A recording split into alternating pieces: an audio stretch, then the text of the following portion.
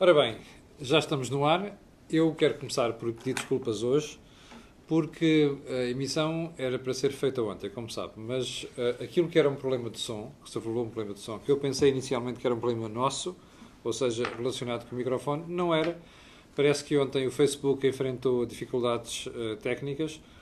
Lembra-se quem viu o programa da manhã que eu cheguei a ficar com a imagem completamente frisada, ou seja, congelada, e portanto eu preferi passar o programa de ontem para hoje, precisamente para não termos aquelas interrupções que está no ar, não está no ar, e com problemas de som.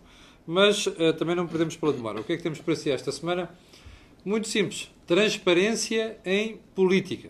Já percebeu os casos que esta semana tivemos, do Primeiro-Ministro e do Ministro Adjunto, Cisa Vieira, são a base da conversa. Mas não vamos falar especificamente sobre aquilo. Vamos tentar perceber se a transparência é importante em política ou se os políticos é que eles próprios têm de ser transparentes. E eu vou começar pelo Joaquim Aguiar. Joaquim.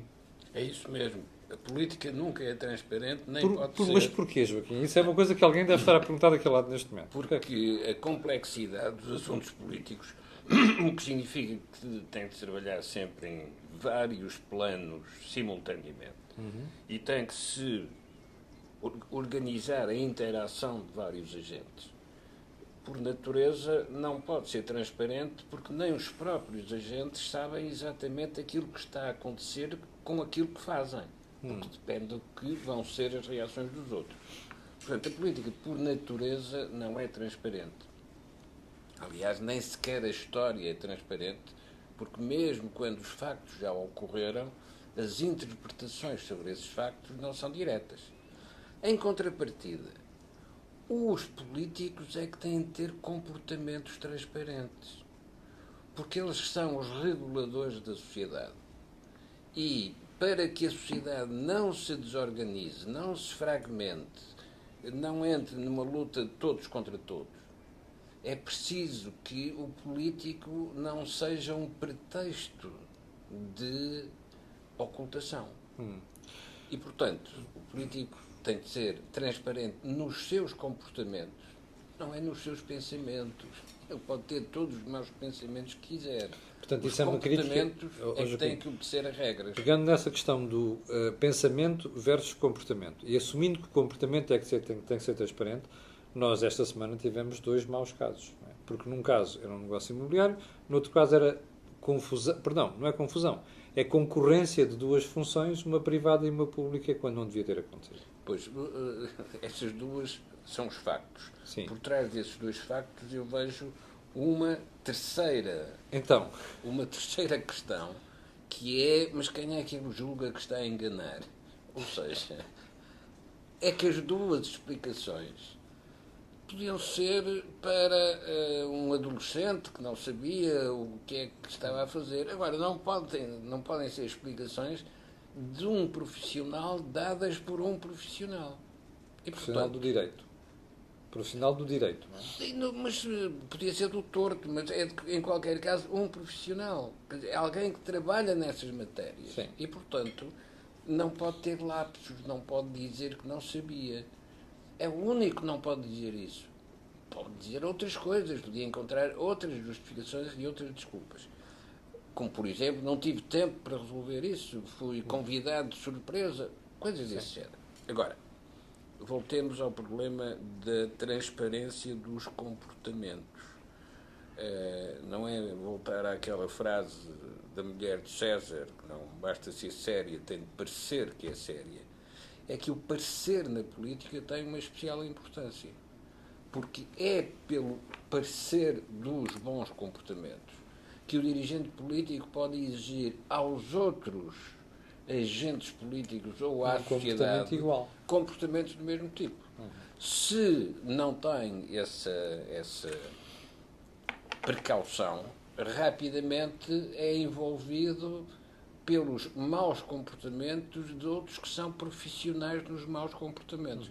Nós vamos encontrar isso na política americana quando souber exatamente o que é que os advogados do Trump fizeram a partir do momento em que o Trump foi eleito. Sim. Não é antes, é depois de ter sido eleito. Deixa-me ouvir aqui o Jorge. Jorge, a mesma pergunta para ti.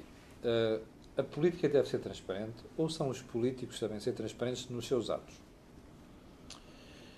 Eu ia num caminho ligeiramente diferente, que Então.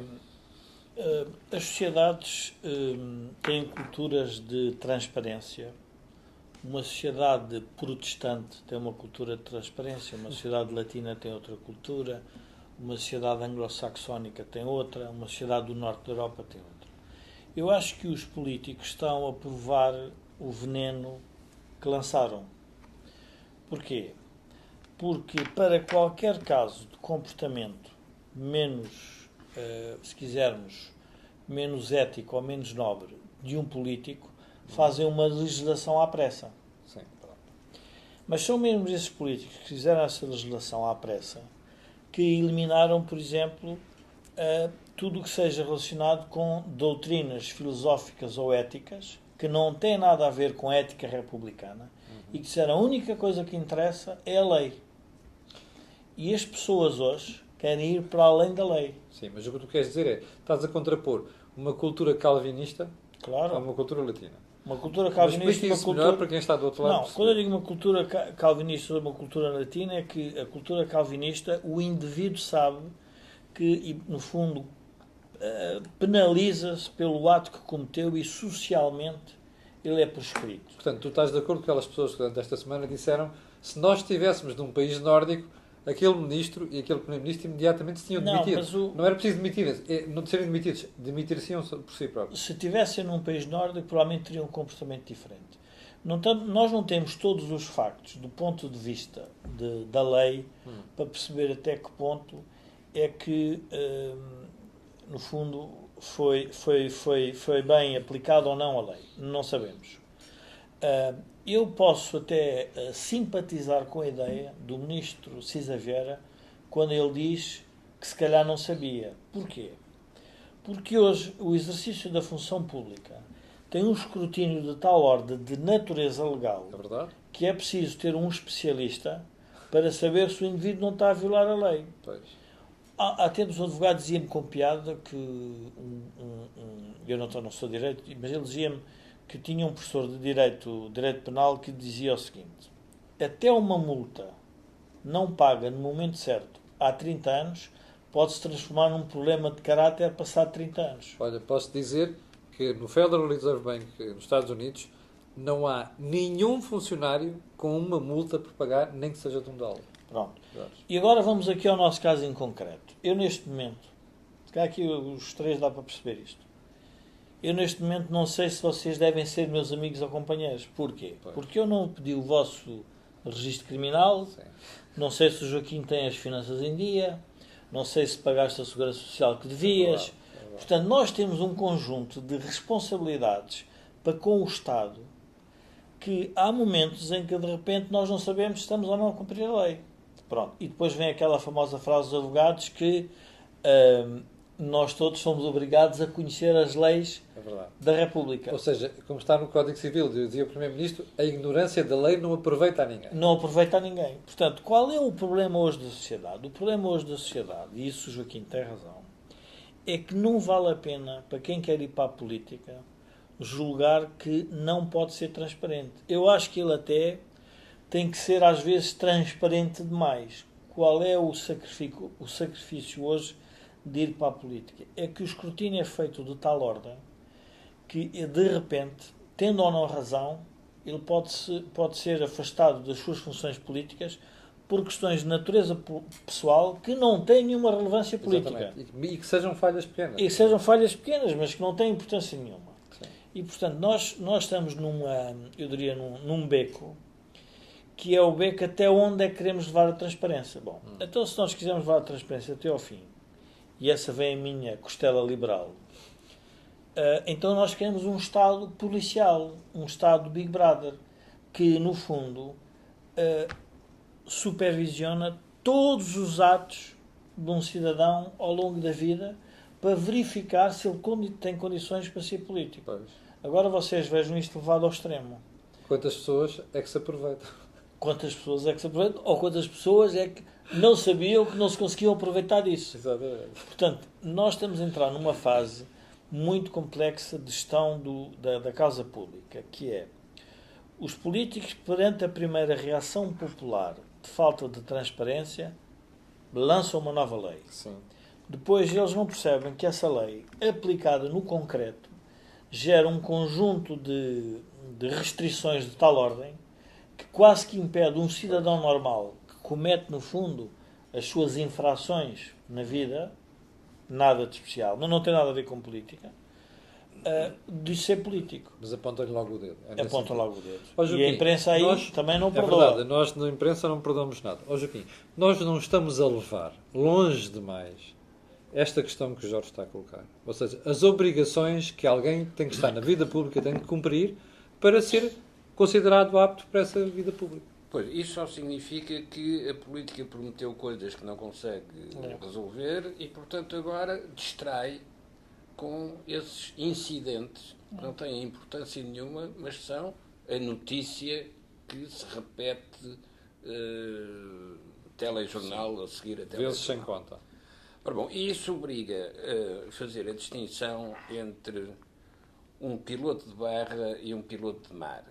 Como assim, Joaquim? O piloto de barra é aquele que conhece os diversos obstáculos, As correntes. De cada porto. as correntes e os obstáculos na área de um porto. E o navio, para entrar, tem de ser conduzido por um piloto de barra, porque é o único que conhece, ou que tem a responsabilidade de conhecer exatamente esses acidentes. Agora, não ponham um piloto de barra a fazer uma viagem de longo curso. Não é um piloto de mar. Isto na política tem importância, porque há certos talentos na política que são apenas habilidade. Isso significa que é um piloto de barra. Mas, Joaquim, eu devo dizer que esse foi o título do meu artigo de hoje no Jornal de bem. Negócios. Não, mas A diferença entre talento e habilidade.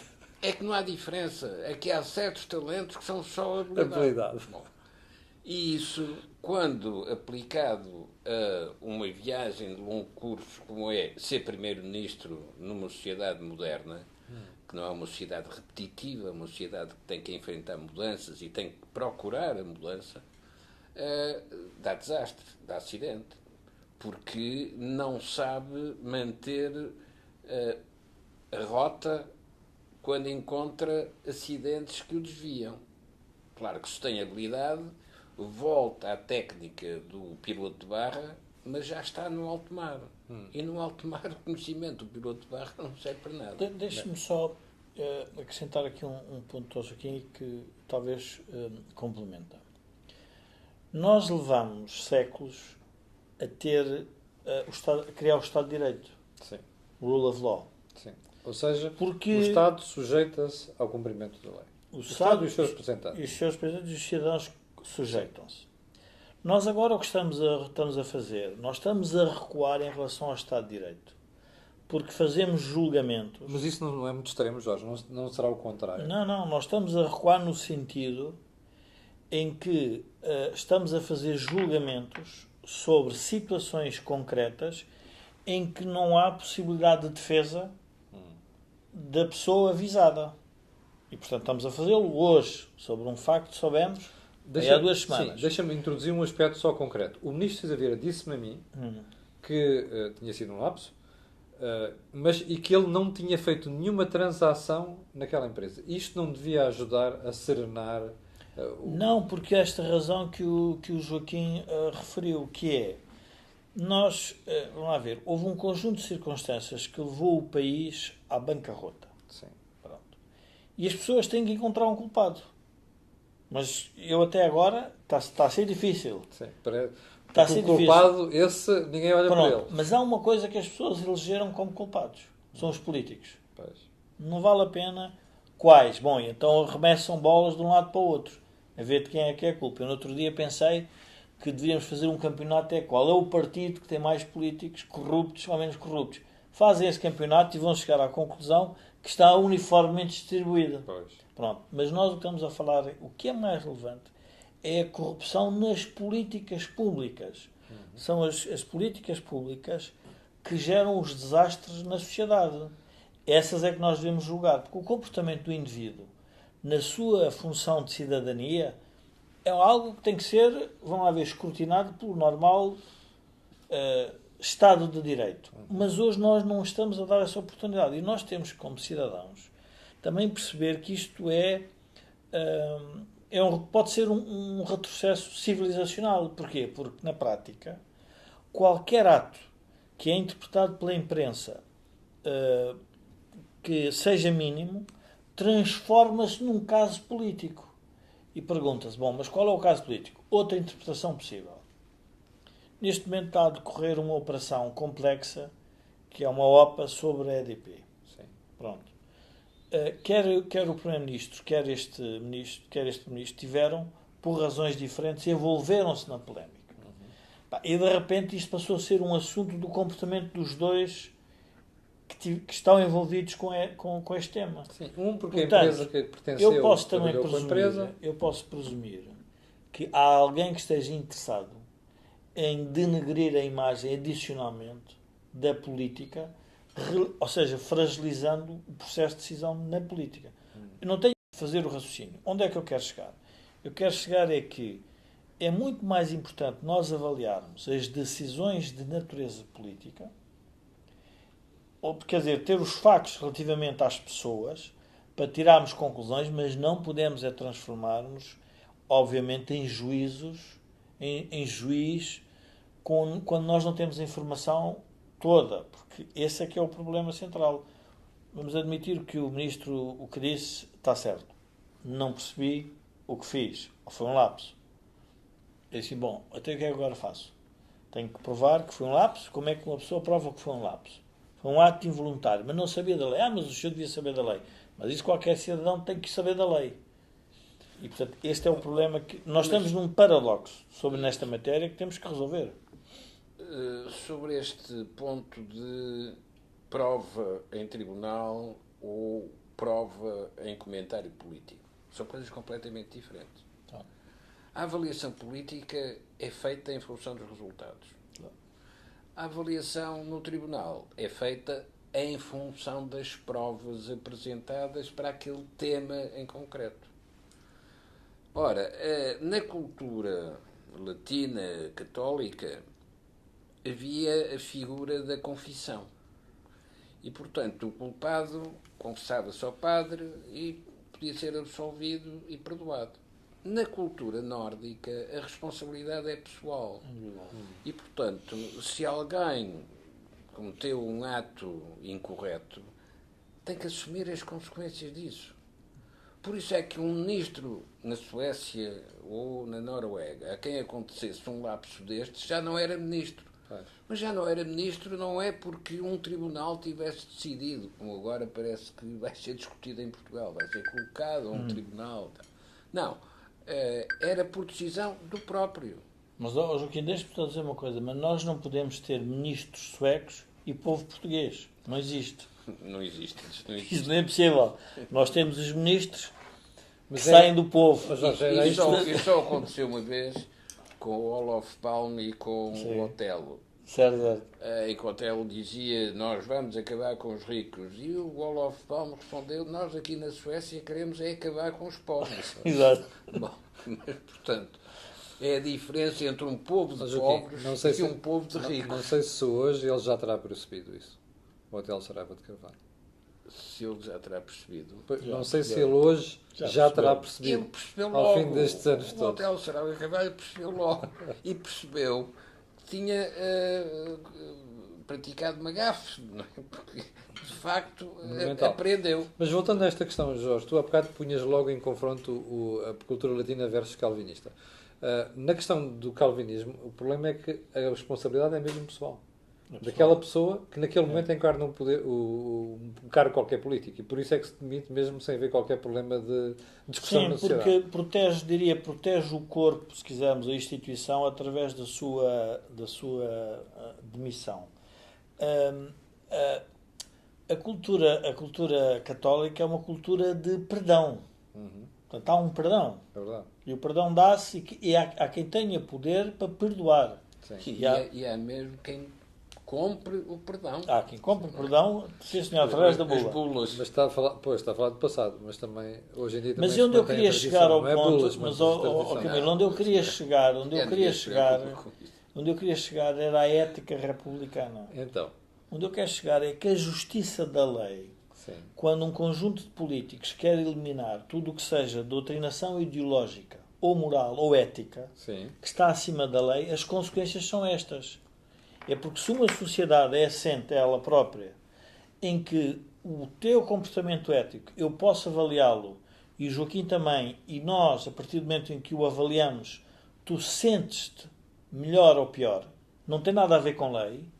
Portanto, nós destruímos isso. Nós temos que nos lembrar que os valores que estavam implícitos, as virtudes, a ideia da virtude, da honra, do bom comportamento, tudo isso foi eliminado da escola pública. A escola pública, o que interessa é cumprir a lei. Então, e as pessoas o que é que fazem? Na melhor das suas intenções. Vamos lá ver onde é que a lei foi relativamente, diriam, onde se esqueceram de alguns pormenores na lei. À procura da lacuna. À procura do pequeno pormenor. Sim. E esse é o problema. Se nós estamos sempre a falar, vocês já repararam, que na prática nós temos a falar em pequenos pormenores e em linhas. Agora, pode-se fazer uma linha. O político tem que ter um comportamento exemplar, eticamente irrepreensível. A malta diz, mas o que é que quer dizer isso eticamente irrepreensível? Bom, cada um interpreta à sua maneira. Mas se nós tivéssemos uma formação ética comum, provavelmente nós interpretaríamos de maneira diferente e então não era preciso a punição pela lei. Sim. Já percebeu que nós estamos já numa fase diferente, ou seja, não há aqui duas partes do think tank, como não há do pontapé de canto. Vamos sempre até aos 25 minutos. E há uma coisa que eu queria perguntar aqui a estes dois senhores, que é, quando vocês veem um negócio imobiliário, como aquele que foi protagonizado pelo Primeiro-Ministro, ou pela família do Primeiro-Ministro, em que, por um lado, se esquece de comunicar ao Tribunal Constitucional a situação patrimonial, num político que já passou tantos anos no poder, mas que, ao mesmo tempo, critica a especulação imobiliária, Joaquim e Jorge, qual é a mensagem que isto passa para o país? É que nós temos um Primeiro-Ministro que no dia 5 de maio criticava em discurso público a especulação e o mesmo Ministro, em 2017, foi ele, o Primeiro-Ministro, o protagonista de uma operação especulativa. É muito simples. Os pobres têm que viver de qualquer coisa. E, portanto, onde aparece a oportunidade, tentam aproveitar. Não é para fazer uma fortuna, não é para acumular capital. Sim. Não, é a oportunidade. É para fazer um negócio. A oportunidade. Claro que depois essa oportunidade vai conflituar com o discurso ético solene. E por isso é que eu volto ao princípio, em lugar da ética republicana, é a ética dos resultados. O que é que quer dizer isso? Porque numa sociedade do sul da Europa, quando não se obtêm os resultados, chama-se um advogado para explicar porque é que não se atingiram os resultados. Sim. No norte da Europa, chama-se um especialista para atingir os resultados que não se atingiram antes. Ora, esta diferença entre a ética dos resultados e a ética republicana tem, por sua vez, a ver com a distinção entre o real e a ilusão. Porque o real é aquilo que bloqueia o desejo. Qualquer um pode desejar o que quer, mas depois o real condiciona. Ora, quem não se deixa condicionar pelo real, seja esse a lei, ou seja a ideologia, e propõe a ilusão, aquilo que faz é uma política da ilusão contra a política objetiva, concreta, que trata do real. A política é a arte do possível, não é a arte da ilusão.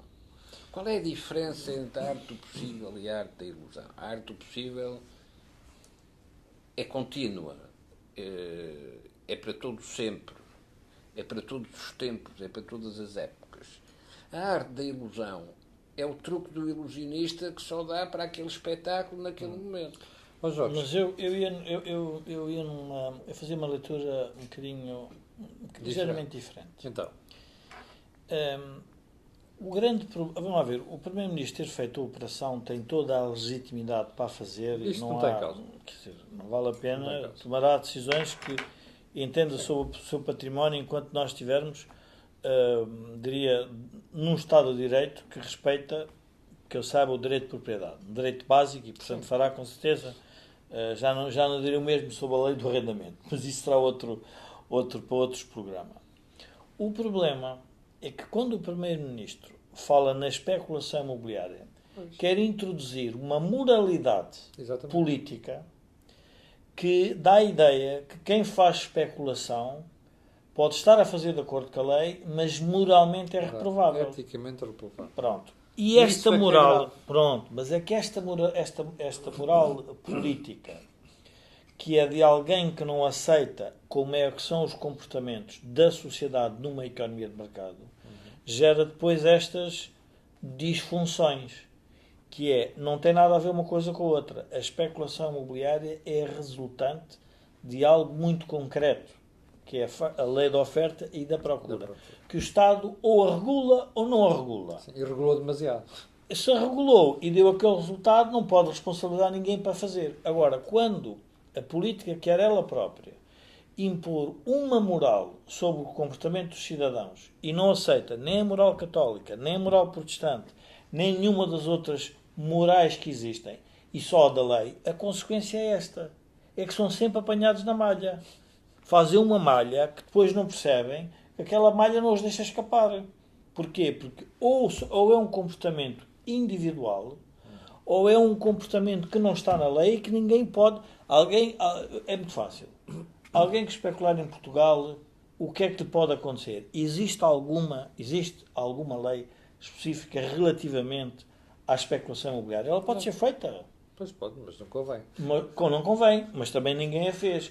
Então, porquê é que nós estamos a dizer que não deve haver especulação imobiliária? Nós temos que nos lembrar que houve um Primeiro-Ministro em Portugal que, na altura, também introduziu esse elemento quando foi gato por lebre. É verdade. Nessa altura, em que depois veio uma crise a seguir, seríssima, que foi, penso que de Setembro Negro, não é? 87?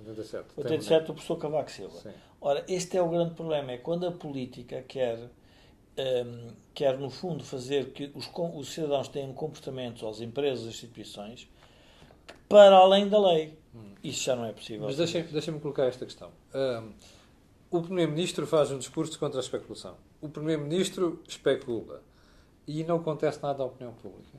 Eu vi o país sereno nos últimos dias. Joaquim, mais grave do que isto, eu estou a ver o país mais preocupado com o Cisa Vieira, que eu acho que é a questão menor, e não preocupado com a atuação do Primeiro-Ministro. Não, mas o que acontece, voltemos ao talento da habilidade, o que acontece é que o habilidoso perde a autoridade. E quando precisar de invocar a autoridade para mobilizar a sociedade para um objetivo... Alguém vai dizer que tu foste o primeiro Ninguém vai atrás dele. Ora, nós vimos o que aconteceu no sistema político italiano, que os protagonistas com maior credibilidade pura e simplesmente afundaram. Verdade? Pode acontecer o mesmo em França, porque o ataque é violento ao atual presidente. Pode acontecer o mesmo em Espanha, porque também por mecanismos de corrupção pode abrir uma crise muito mais grave do que a crise da Catalunha, e a crise da Catalunha já é uma crise grave.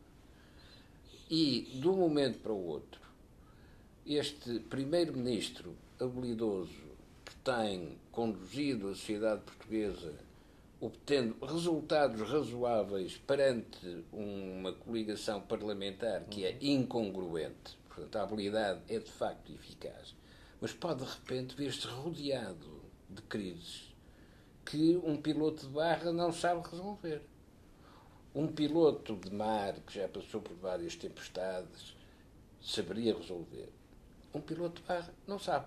E quando precisar de chamar as pessoas para a mobilização, que apesar de tudo o Pedro Cisa Vieira. Não, Cisa Vieira não. O Pedro Passos Coelho conseguiu essa mobilização. Aliás, conseguiu a mobilização da sociedade e a mobilização dos opositores, que hoje não existem. É uma coisa notável. Não é? Hoje mas não eu acho que, Joaquim, mas há aqui uma coisa que nós devíamos esclarecer às pessoas. É que Vamos ver, nós temos aqui neste problema vários planos. Jorge, Temos o plano... Temos 1 minuto. Pronto. Temos o plano da lei, temos o plano moral, temos o plano filosófico, temos o plano ético, são planos, temos o plano judicial. Tudo isto é diferente. Do plano dos resultados. Pronto, e do plano dos resultados. Isso é o que decide É tudo. completamente irrelevante para a política o Primeiro-Ministro fazer um negócio que ele tem o direito de o fazer. Sim. Ninguém tem nada a ver com isso. Isso ninguém justifica. Mas nós já temos o direito de discutir é a afirmação dele, não porque ele fez o negócio. Sim, Porque se ele não tivesse feito o negócio, nós deveríamos discutir a afirmação que ele fez. é verdade. Mas é que o que é que acontece? É que a política é feita pela fragilização do adversário. E, portanto, a fragilização é pela inconsistência que ele revelou Pois. naquela velha, Disse uma coisa no momento. naquela e velha fez outra. frase, públicas virtudes, vícios privados. Sim. Mas eu não considero um vício privado ele ter feito o negócio que devia ter feito. Está certo. Deu-se essa oportunidade que o O fez. que está mal é a incongruência. O que está mal, não. O que está mal é nós não discutirmos que a expressão especulação imobiliária tem um bocado na lógica do Joaquim. Mas se não querem esses resultados, têm a capacidade de fazer com que não aconteçam. Não é dizer a quem faz que não o deve fazer. Essa é que é a parte, diria, menos moral de toda a história. É dizer a um indivíduo, olha, faz isto, mas eu andei a fazer outra coisa. Não, não. O que tu fizeste está bem e o que ele faz também está bem. Mas se queres mudar esta ideia de especulação imobiliária, podes fazer uma lei. Tem o poder político para o fazer. Agora, estas incongruências e consistências, o que é que vão gerar? E o Joaquim tem toda a razão. A longo prazo é a falta de autoridade política. Porque as pessoas depois não percebem os diferentes planos, confundem-nos todos, depois tudo é misturado num caldo mediático. São todos iguais. São todos iguais, é tudo a mesma tropa, andamos neste tipo de argumentação e depois qual é o problema prático? É que nós vamos à procura do virtuoso, do indivíduo impoluto, impuro. Isso não existe. Nós tivemos um assim. Tivemos um na nossa história há pouco tempo. É verdade. Salazar, É verdade. que apareceu na lógica de... E isto é que é importante os políticos perceberem. O populista aparece porque é o indivíduo que explica à sociedade, que purifica à sociedade todos estes males. Sim. Isto é que é gravíssimo. Bom, já percebeu? Esta Passamos semana sempre. falámos de transparência política versus transparência dos políticos. E acabamos nesta questão que vimos agora. Incongruência de discurso, descredibilização por parte do eleitorado. Ou seja, mais um convite àquilo que são os movimentos populistas. Foi o Think Tank desta semana com Jorge Marrão e Joaquim Aguiar e Camilo Lourenço. Vou ficar por aqui. No fim de semana não lhe vou trazer nenhum programa destes, é trazer uma outra surpresa. E quanto a nós, olha, só me falta pedir-lhe para pôr um gosto e fazer partilha nas redes sociais. Se você é fã do Deals on Wheels, vai haver uma surpresa no fim de semana. Se é fã do programa matinal, eu espero por si na segunda-feira. Muito obrigado. Tenha um grande fim de semana. E como nós estamos aqui em versão selfie, eu vou ter que ir ali desligar a câmara. Até já.